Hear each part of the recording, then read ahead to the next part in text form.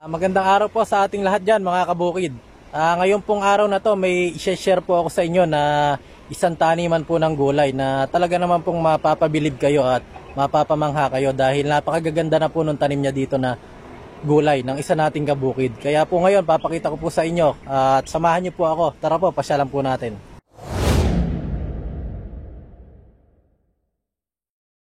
Puntahan na po natin at para po makita natin yung kanyang tanim na mga gulay dito.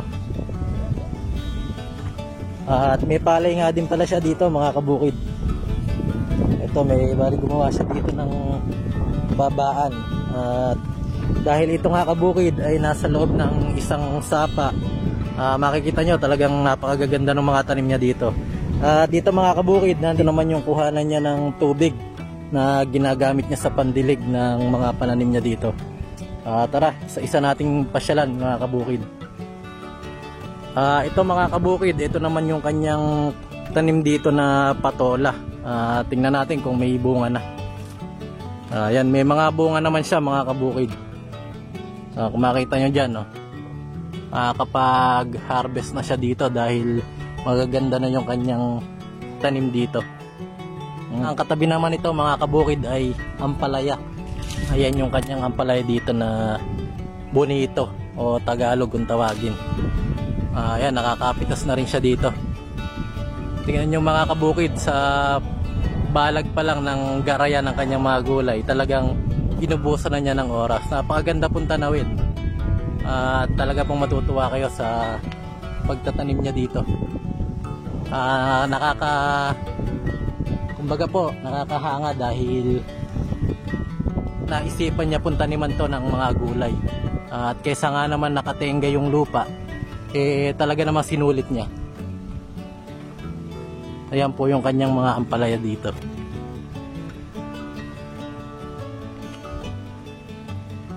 Talaga namang nakakatuwa dahil inubusan niya talaga ng oras at panahon tong taniman niya na to dahil ito nga ay nasa loob ng isang sapa.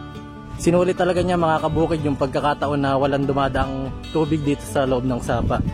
At di ba karaniwan namang tubig na dadaan dito ay June or May. Yung pa mag-uumpisa yung kanyang pagdaan ng tubig. Talaga namang nasulit niya to dahil namumunga na at nakakapitas na siya ng may pangkain at nakakapagbenta pa siya. Tingnan naman natin to mga kabukid yung kanyang sitaw dito. Ayan, napakadami namang mamunga nung sitaw niya dito mga kabukid. Pasyalan natin.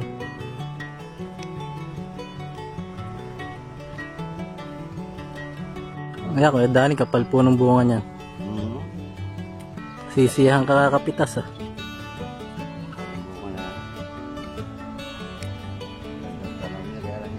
Kapag sobrang kapal, hindi nila nang mahaba. Pagka po sobrang kapal. Pangalawa, Ilang puno po ba kada ano yung tanim niyo? dalawa. 2 puno. 2 buto. Saka minsan tumatatlo. Kung yatakot ko na yung buto Po, hindi rin po matatansya. No? Minsan biglang bagsak na lang. Talagang madali ka. Bulda na ito, puto lang ito. Pero lahat po ng tanim nyo na yan, puro buto lang po yan. Na binuto nyo lang. Isa lang kita ko yung Christmas. Yung sa kabila po doon. Puro buto ko lang ito. Galante rin po ba yun? Puro buto ko lang ito. At dito naman mga kabukid, dito naman yung tanim niyang okra na napakalago. Talaga naman pong napakaganda rin. Parang wala akong masabi sa mga tanim niya dito kasi lahat ng pananim niya dito talagang napakagaganda. Tingnan natin kung may bunga na mga kabukid. Ayan po, may mga bunga na siya na magaganda rin. Parang sa pagkakakita ko po dito may halo siya. Meron siyang smooth green na okra at meron ding yung Japanese. Kung mapapansin nyo po. Yan, kumakaway siya, sumasabay siya sa indak ng hangin. Yan po mga kabukid. At kasalukuyan pong namimitas ngayon si Kuya Danny ng okra mga kabukid. Tingnan natin kung marami na siyang napitas. Marami na po bang napipitas? Kasi ito gano'n ka sa tingin. Marami na rin po pala.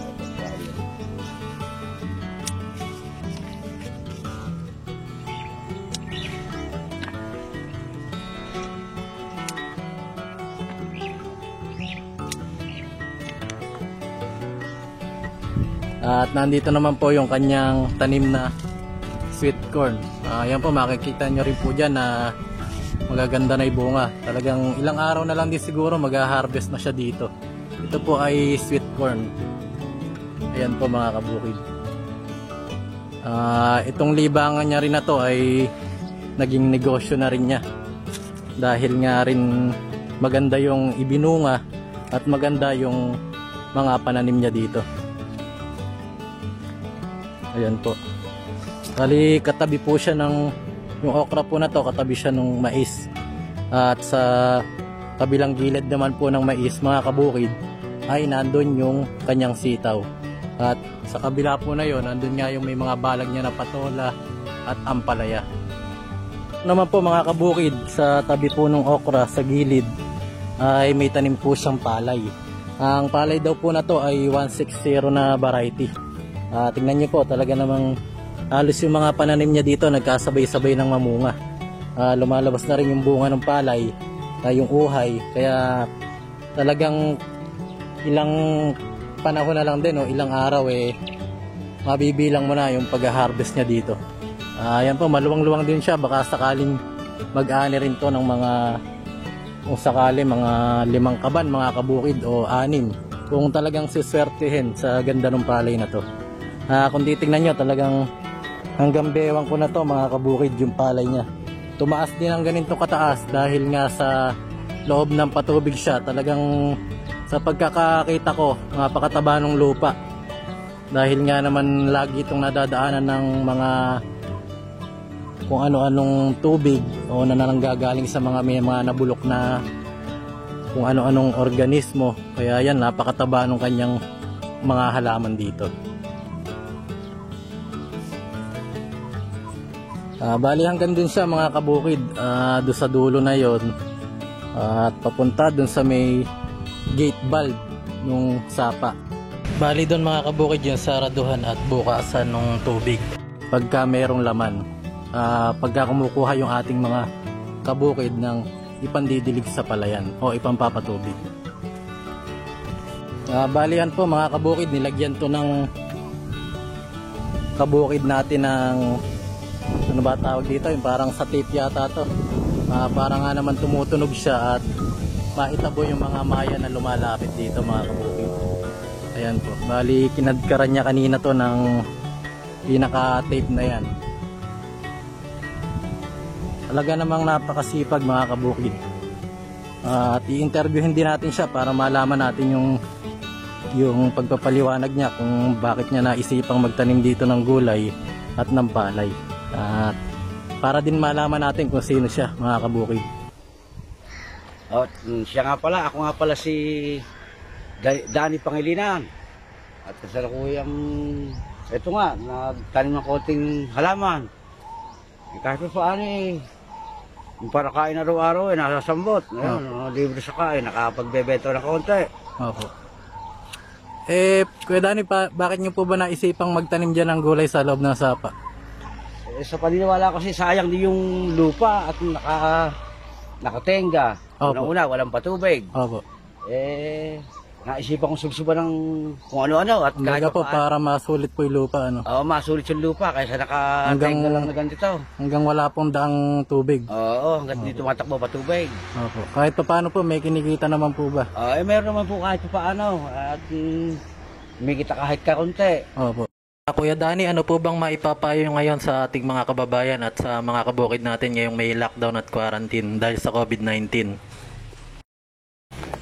Ang ipapayo ko lang sa mga walang magawang, halimbawa, mga alalang magawa. Yung akin kasi, heto, na kahit pa paano, nasubsubok ko ng konti rito. Opo. Ayan, nadagaan kahit ka konti. Baga po, hinihikayat niyo po silang magtanim din sa mga kanilang mga bakuran. Oo. Na kung maaari magtanim kahit sa lupa lang sa paso o lupa sa plastic. Kahit pa paano po, may maiaahin sila sa hapagkainan na ngayong may lockdown, quarantine. Yan dapat. Wala naman daw lupang tamat. Basta sinubsuban mo kahit na lang anong halaman. Mahal na masa pasong lupa, masa plastic na lupa. Papalitan ang hirap mo. Walang parang hindi ibalik ang hirap mo. At yun nga po mga kabukid, nakilala na po natin ang isa nating kabukid na napakasipag dito, kaya pasyalan pa natin yung iba niyang taniman dito. Meron nga pala ditong sitaw turo yata to kung tawagin mga kabukid. Ano po ba tawag sa lugar nyo nito kung nakikita nyo po sa video? Marami na din pong bunga dito mga kabukid yung kanyang sitaw turo, kaya sa tingin ko nakakapitas na rin si Kuya Danny dito. Dito naman po sa kabilang side na to, na dahil po mga kabukid nang galing na tayo sa part na yon, may mga tanim din siya doon. Tapos dito naman tayo sa likod, o doon papunta sa may gate valve nung patubig o nung sapa. Bali meron din siya dito na mais na sweet corn pa rin to mga kabukid. At sa part naman na to, meron siyang tanim na sitaw na galante. Ayan, talaga pong napakakapal din ang bunga ng kanyang sitaw dito na galante. Ito yung sitaw na in-upload ko mga kabukid, kung naaalala nyo. Ito yung in-upload ko na sitaw na sinabi ko na ang sitaw na yayamanin, kasi sa pangalan pa lang galante na. Ayan po. Ayan po sa part na to, sa side, yung katabi niya ay mais na sweet corn. Talaga namang napakagaganda mga kabukid. At ito po mga kabukid, sa part po na to nakapitas na si Kuya Danny ng sitaw. Tignan po natin kung marami siyang napitas sa parte po na to. At ayun nga po mga kabukid, napakaraming napitas ni Kuya Danny dito. Antayin natin siyang makalapit sa atin para makita natin kung gaano karami yung nakuha niyang sitaw dito.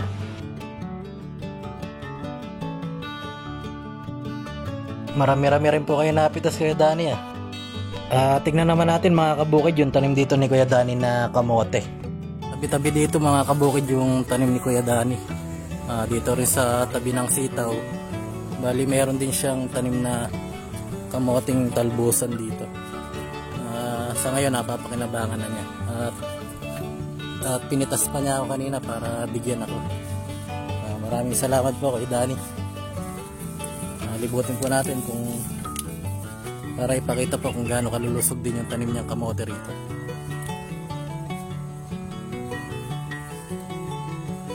Yan po mga kabukid, talagang press na press ang tanim na talbos ng kamote ni Kuya Danny rito.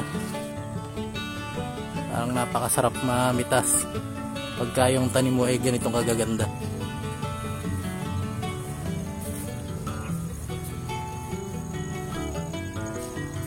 Napakatataba mga kabukid.